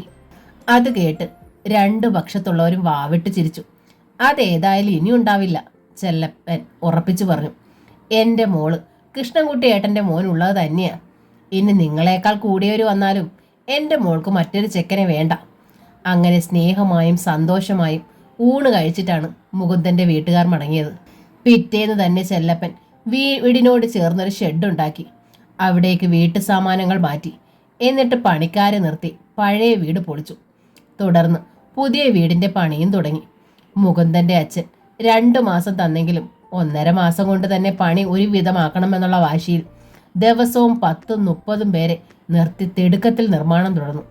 പകുതി പേർ രാത്രിയിലും പണി തുടർന്നു. ചെല്ലപ്പനും അമ്മിണിക്കുട്ടിയുമാണെങ്കിൽ വിശ്രമം അറിഞ്ഞതുമില്ല. അതിനിടയിൽ അത്യാവശ്യം വേണ്ടപ്പെട്ടവരെയും കൂട്ടി ചെക്കൻ്റെ വീട് കണ്ടു. അതോടെ ചെല്ലപ്പൻ്റെ ഉത്സാഹം ഒന്നുകൂടി വർദ്ധിച്ചു. വീട് പണിയും കല്യാണ തീരുമാനവും ഒന്നും നിഫയുടെ പഠിത്തത്തെ അല്പം പോലും ഉലച്ചില്ല. ഒപ്പം നല്ലൊരു ഭാര്യയാവാൻ അവൾ മാനസികമായി തയ്യാറെടുക്കുകയും ചെയ്തു. അബ്ദുള്ളയെ പലപ്പോഴും അകലെ നിന്ന് കണ്ടിരുന്നു നിഫ. അവളെപ്പോലെ അയാളും തിടുക്കത്തിൽ ഒഴിഞ്ഞു മാറും. നിഫയുടെ കല്യാണം ഉറച്ചതായി നാട്ടിൽ അറിവായതോടെ സുലൈഖ ബീവിക്കും സുലൈമാൻ ഹാജിക്കും അബ്ദുള്ളയെ ഓർത്തുണ്ടായിരുന്ന ബേജാർ അവസാനിച്ചു. നിഫയുടെ കല്യാണം ഉറച്ചതായി നാട്ടിൽ അറിവായതോടെ സുലൈഖ ബേവിക്കും സുലൈമാൻ ഹാജിക്കും അബ്ദുള്ളയെ ഓർത്തുണ്ടായിരുന്ന ബേജാർ അവസാനിച്ചു. സുറുമിയാണിപ്പോൾ അവരുടെ ദുഃഖം. കോഴിക്കോട്ട് നിന്നുള്ള സാദിഖ് റാവുത്തറുടെ ആലോചന ഒഴിഞ്ഞുപോയ ശേഷം വേറെ ഒരുപാട് ആലോചനകൾ അവൾക്ക് വന്നു. ഉമ്മച്ചിയുടെയും ഇഖാമാരുടെയും മൂത്താപ്പമാരുടെയും നിർബന്ധത്തിന് വഴങ്ങി അപൂർവം ചിലരുടെ മുന്നിൽ പെണ്ണ് കാണാനായി സുറുമി നിന്ന് കൊടുക്കുകയും ചെയ്തു. എന്നിട്ടും ഒരാലോചനയും ഫലവത്തായില്ല. പെണ്ണിനെ എല്ലാവർക്കും ഇഷ്ടമാകും. പക്ഷെ കൊള്ളക്കാരുടെ മനസ്സോടെ സ്ത്രീധനം ചോദിക്കുന്നവർക്ക് അവളെ കൊടുക്കാൻ സുലൈമാൻ ഹാജിക്ക് വിഷമം. എത്ര കൊടുക്കണതിലും വിരോധമില്ല. പക്ഷേ ഈ ആർത്തിക്കാർ എൻ്റെ കുട്ടിക്ക് ഒരു ജീവിതം കൊടുക്കുമെന്ന് എന്താ ഉറപ്പ്? സാരമില്ല മൂത്താപ്പ, ഹാജ മൂത്താപ്പയെ ആശ്വസിപ്പിച്ചു. കുറച്ച് കാത്തിരുന്നാലും നമുക്ക് വിശ്വാസമുള്ളൊരു ചെറുപ്പക്കാരൻ്റെ കൂടെ അവളെ അയച്ചാൽ മതി. അങ്ങനെ പറയുമ്പോൾ എവർഗ്രീൻ ബ്യൂട്ടി പാർലറിൻ്റെ ഉടമ ആദം അലിയുടെ മകൾ ഷക്കീലെ അയാൾ മറന്നിരുന്നില്ല. കാത്തിരിക്കുന്നതിന് ഷക്കീലയ്ക്ക് ഒരു പരിധി ഉണ്ടെന്നും അറിയാം. ഓരോ തവണ കാണുമ്പോഴും അവൾ അക്കാര്യം ഓർമ്മിപ്പിക്കും.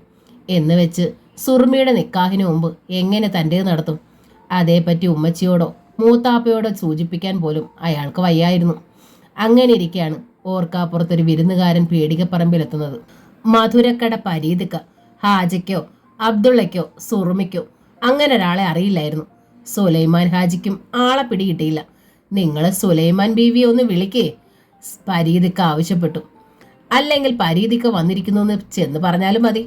എന്നിട്ടും സംശയം വന്ന മധുരക്കടാന്ന് പറഞ്ഞോളീൻ, സുലേഖ ബീവിയുടെ പറന്നെത്തും. അത് ശരിയായിരുന്നു. മധുരക്കട പരീതെന്ന് കേട്ടതോടെ അത്യാഹ്ലാദത്തിൽ സുലേഖ ബീവി ഓടി ഉമ്മറത്തെത്തി. പരീതിക്കെ കണ്ട് അവർ അതിശയത്തിലും അമ്പരപ്പിലും നോക്കി നിന്നു. പിന്നെ പുഞ്ചിരിച്ചു. റബ്ബേ, നിങ്ങൾ അങ്ങ് കിളവനായി പോയല്ലോ പരീതിക്ക. അത് ശരി. പരീതിക്ക ഉറക്കെ ചിരിച്ചു. ഞമ്മക്ക് മാത്രമേ ഉള്ളൂ മാറ്റം. ഉമ്മറത്ത് ഹാജയും അബ്ദുള്ളയും സുലൈമാൻ ഹാജിയും തെങ്ങ് കയറ്റത്തിന്റെ കൂലി വാങ്ങാൻ വന്ന കയറ്റക്കാരും ഉണ്ടായിരുന്നു. ബാപ്പയ്ക്ക് പരീതിക്കെ മനസ്സിലായോ? സുലേഖ ബീവി ബാപ്പയെ നോക്കി. ഇല്ല. ഹാജി വായി തുറന്നു. മുമ്പ് കണ്ട ഓർമ്മ പോലും വരണില്ല. തെക്കും ഭാഗത്തുനിന്നാ സുലേഖ ബീവി അറിയിച്ചു. കുട്ടികളുടെ ബാപ്പയുടെ തൊട്ട അയൽപ്പക്കം. എന്തിനും വന്ന് ഞങ്ങൾക്കൊരു താങ്ങ് പരീതിക്കയും ഖദീജത്തയുമായിരുന്നു. പരീതിക്കയ്ക്ക് അന്ന് പലഹാരക്കടയായിരുന്നു, മധുരക്കടയെന്നാ എല്ലാരും പറഞ്ഞിരുന്നത്. ബീരാനും ഞമ്മളും ഒരു ഉമ്മാടെ മക്കളെ പോലെ കഴിഞ്ഞതാന്നേ. പരീതിക്ക ഹാജിയോട് പറഞ്ഞു. ഓനൊരാപത്ത് വന്നാൽ ഞമ്മൾ ഓടിച്ചെല്ലും. ഞമ്മക്കൊരു പാങ്ങുകേട് വന്നാൽ ഓനും ഓടിയെത്തും. ഒരടുപ്പത്ത് വെച്ചത് രണ്ടിടത്തുമായി വീതിക്കും. ആ ഓൻ്റെ മയ്യത്തെടുത്തോണ്ട് പോയത് ഇന്നലത്തെ പോലെ നമ്മൾ ഓർക്കുക. സുലേഖാനെയും കുട്ടികളെയും കൂട്ടി ഹാജി ഇങ്ങോട്ട് പോകുന്നത് ഓർമ്മയുണ്ട്. പിന്നിപ്പോഴാ എല്ലാരെയും കാണുന്നത്. പഴയ ഓർമ്മയിൽ സുലേഖ ബീവി കണ്ണു തുടച്ചു. ഇപ്പോ തെക്കും ഭാഗത്തു നിന്നാണോ വരുന്നത്? സുലൈമാൻ ഹാജി പരീദിനോട് തിരക്കി. തെക്കും ഭാഗത്തുനിന്ന് നമ്മൾ എപ്പോഴേ പോയതാ. പരീദൊക്കെ ചിരിച്ചു. 18 വർഷമായി കോഴിക്കോട്ടാ. അവിടെയും മധുരക്കടയാ. പരീദൊക്കെ അപ്പോ കോഴിക്കോട്ടു നിന്നാണോ വരുന്നത്? സുലേഖ ബീവിയുടെ മിഴികൾ വിടർന്നു. അതേന്ന്. പരീദിക്ക ബീഡിക്കറ പുരണ്ട പല്ലുകൾ വെളിയിൽ കാട്ടി. നമ്മുടെ സുറുമിമോൾ നിക്കാഹ് ആലോചിച്ച സാദിക്കിന്റെ ബാമ കാസിം റാവുത്തറും ഞമ്മളും തൊട്ട അയൽപ്പക്കവാ. ഒരാഴ്ചയായുള്ളൂ ഈ ആലോചനയുടെ കാര്യം ഞമ്മൾ അറിഞ്ഞിട്ട്. എൻ്റെ ബീരാൻ്റെ മോളെ അവര് വേണ്ടാന്ന് വെച്ചതറിഞ്ഞ് ഞമ്മക്ക് സഹിച്ചില്ല. നേര് പറയാലോ, സാദിക്കിന് അന്നും ഈ ആലോചനയിലായിരുന്നു മനസ്സ്. ആ മൊഷടൻ കാസിം റാവുത്തറെ ആരോ പറഞ്ഞ് തെറ്റിദ്ധരിപ്പിച്ചതല്ലേ. അപ്പോൾ നമ്മൾ തമ്മിലുള്ള ബന്ധം മുഴുവൻ നമ്മൾ അങ്ങോട്ട് പറഞ്ഞു കൊടുത്തു. ഇപ്പോൾ എല്ലാം പറഞ്ഞ് പൊരുത്തപ്പെട്ട് വരാനായി ആ കാസിമ്മ നമ്മളെ അയച്ചേക്കണത്. സന്തോഷാധിക്യത്താൽ തുടിക്കുന്ന മനസ്സോടെ സുലേഖ ബീവി മക്കളെയും ബാപ്പായെയും നോക്കി. ഹാജിയുടെയും ഹാജയുടെയും അബ്ദുള്ളയുടെ മുഖങ്ങളും വേലിയേറ്റം ഉണ്ടായി. സുറുമി മോളെ ഞമ്മക്കൊന്ന് കാണണം, പരീദിക്ക സുലേഖ ബീവിയോട് പറഞ്ഞു. 90 തികയും മുമ്പ് കണ്ടതാ ഞമ്മള്. സുലേഖ ബീവി മകളെ വിളിച്ചു വരുത്തി. നിന്റെ മോൾക്ക് ഇഷ്ടപ്പെട്ട ആള് തന്നെ വരൂ കേട്ടോ, പരീദിക്ക സുറുമിയോട് പറഞ്ഞു. മോള് പോയി സമാധാനമായിട്ടിരുന്നോളീ. പരീദിക്ക ആരാണെന്നോ എന്താണ് പറഞ്ഞതെന്നോ സുറുമിക്ക് മനസ്സിലായില്ല. അവൾ തിരിഞ്ഞകത്തേക്ക് തന്നെ നടന്നു. തെങ്ങ് കയറ്റക്കാർ കൂലി വാങ്ങി പോയി കഴിഞ്ഞിരുന്നു. അത് കണ്ട് ഹാജയും തിരിഞ്ഞ് അകത്തേക്ക് നടക്കാൻ ഒരുങ്ങി. അപ്പോൾ പരീദിക്ക കൈ ഉയർത്തി വിലക്കി. അവിടെ നിൽക്കുമോനെ. പരീദിക്ക നിങ്ങളെയൊക്കെ ഒന്ന് ശരിക്ക് കാണട്ടെ. ഹാജ പുഞ്ചിരിയോടെ നിന്നു കൊടുത്തു. മോന്റെ പേരെന്താണ്? ഹാജ പേര് പറഞ്ഞു. മോന്റെയോ? പരീദിക്ക അബ്ദുള്ളയെ നോക്കി. അബ്ദുള്ളയും പേര് പറഞ്ഞു. അതോടെ പരീദിക്ക താരതമ്യ ഭാവത്തിൽ രണ്ടുപേരെ ഒന്ന് മാറി മാറി നോക്കി. എന്നിട്ട് സുലേഖ ബീവിയുടെ നേർക്ക് തിരിഞ്ഞു.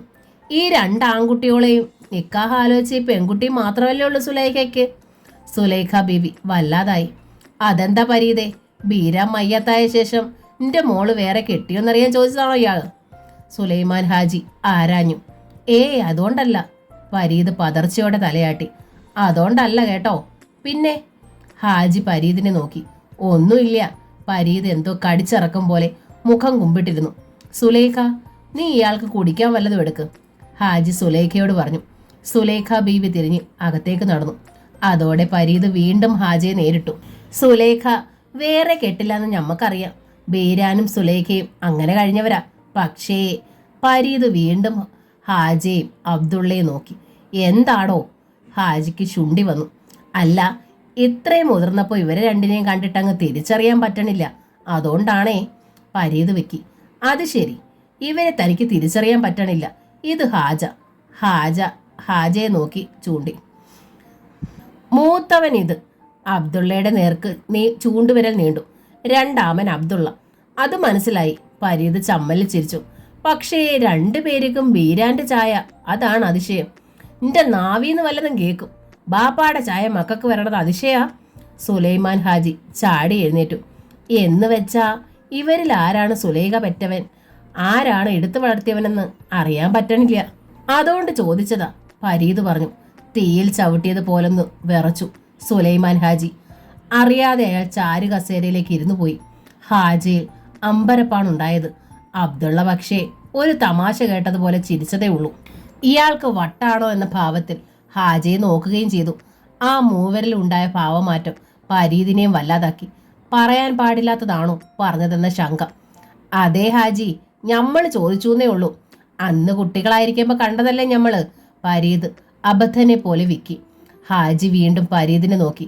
ഇവര് രണ്ടുപേരും തന്റെ അയൽക്കാരൻ കാസിം റാവുത്തറുടെ മരുമകൻ വന്ന് കണ്ട പെൺകുട്ടിയും സുലേഖയുടെ മക്കളാ. അങ്ങനെ 3 കുട്ടികളാ ഓൾക്ക്. 3ഉം ബീരാന് സുലേഖയിലുണ്ടായ മക്കള് തന്നെയാ. അല്ലാതെ എടുത്തു വളർത്തിയതൊന്നും ഈ കൂട്ടത്തിലില്ല. അതേ, എൻ്റെ ഒരു ഓർമ്മ പെശ കൊണ്ട് പറ്റിയതാ. പരീത് തോൾമുണ്ട് കൊണ്ട് മുഖം തുടച്ചു. വല്ലായ്മയോടെ ചുറ്റും കണ്ണോടിച്ചു. അബ്ദുള്ളയ്ക്ക് അതെല്ലാം തമാശയാണ് തോന്നിയത്. എന്നാൽ ഹാജ പരീതിനെ സസൂക്ഷ്മം പഠിക്കുകയായിരുന്നു. അയാളുടെ കണ്ണുകളിൽ എന്തൊക്കെയോ സംശയങ്ങൾ നിഴലിച്ചിരുന്നു. അപ്പോഴാണ് ട്രെയിൽ ചായക്കപ്പുകളുമായി സുലേഖ ബീവി വന്നത്. പെട്ടെന്ന് ഹാജ ഉമ്മച്ചിയോട് ചോദിച്ചു, ഞങ്ങളിൽ ആരെയാ ഉമ്മച്ചി എടുത്തു വളർത്തിയത്? ഞെട്ടിപ്പോയി സുലേഖ ബീവി. ആ കയ്യിലിരുന്ന ട്രേ വിറച്ചു. ഭീതിയോടെ അവർ ബാപ്പയും പരീതിക്കയും നോക്കി. ആ 2 മുഖങ്ങളും കുനിയുന്നത് കണ്ടപ്പോൾ സുലേഖ ബീവിയുടെ കൈകളിൽ നിന്ന് ചായക്കപ്പുകൾ വെച്ച ട്രേ വീണുപോയി. വാസ്തുബലി എന്ന നോവലിന്റെ ഈ ഭാഗം ഇവിടെ പൂർണ്ണമാവുകയാണ്. അടുത്ത ഭാഗം ഉടൻ തന്നെ അപ്ലോഡ് ചെയ്യുന്നതായിരിക്കും. താങ്ക്